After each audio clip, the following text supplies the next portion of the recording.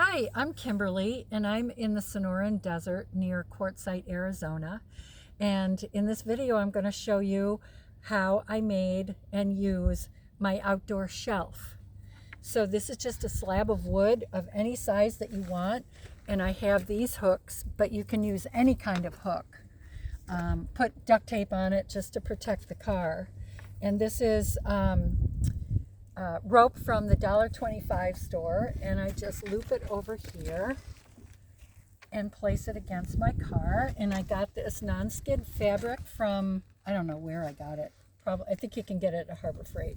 So just have a piece of wood cut to whatever specs you want. Drill holes in each of the corners. Put the rope through it, tie a knot, and voila. Then you've got your shelf for your camp stove, laptop, or just hanging out.